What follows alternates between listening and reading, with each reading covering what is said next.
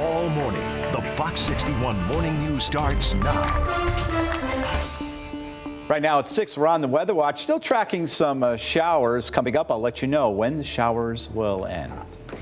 Well, scary moments caught on camera as a stolen police cruiser crashed into a family-owned diner in Bristol.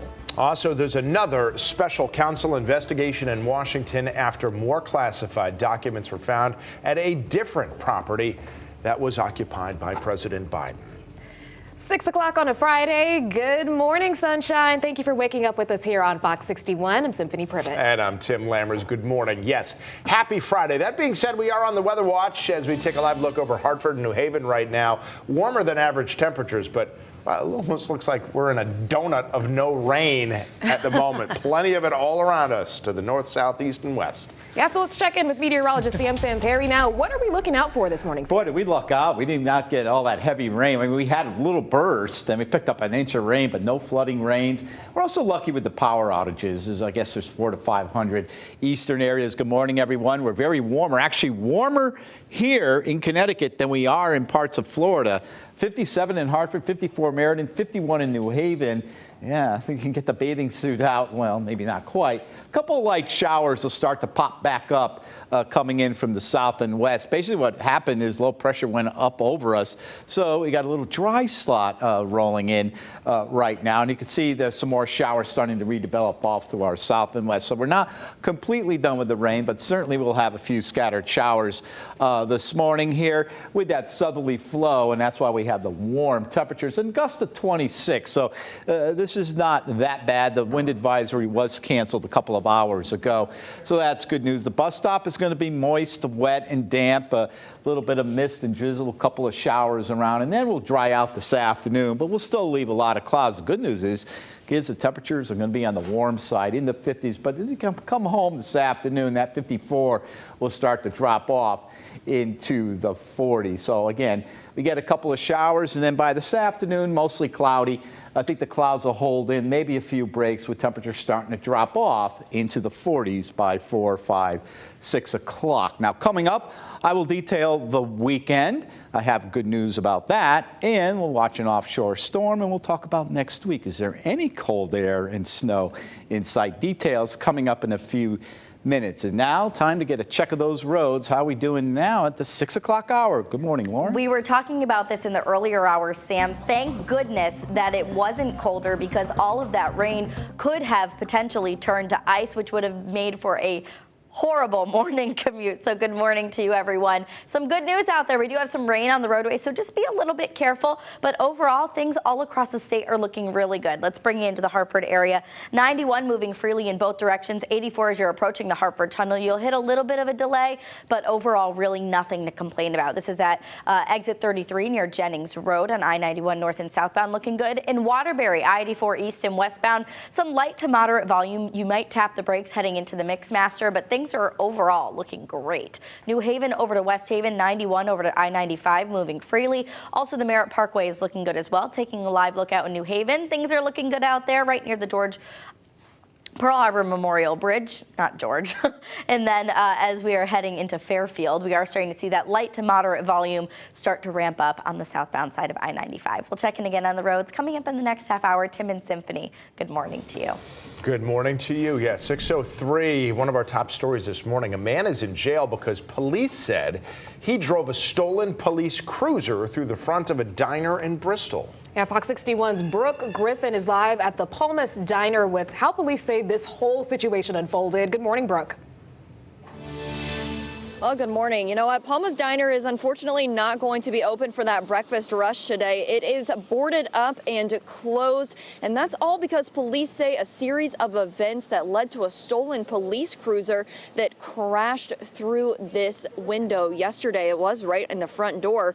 Police say 39-year-old Jimmy Shoemaker Gonzalez stole at least 3 cars yesterday, one of them being the police cruiser. He was arrested on scene for first-degree larceny and is being held on a $1 million bond.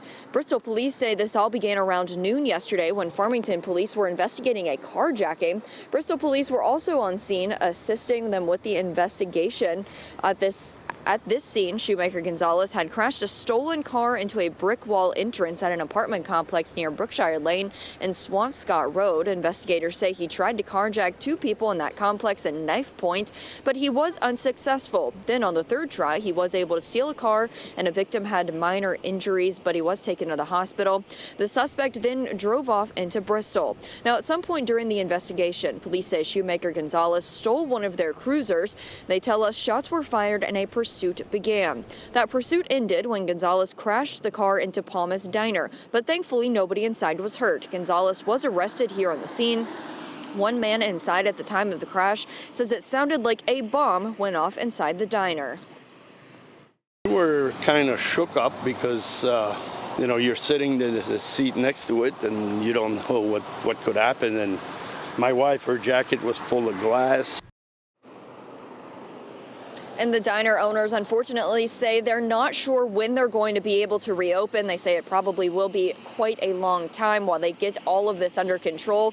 But right now, Shoemaker Gonzalez is currently waiting for his arraignment in New Britain Superior Court, and Connecticut State Police and the Office of the Inspector General have now taken over this investigation. Live in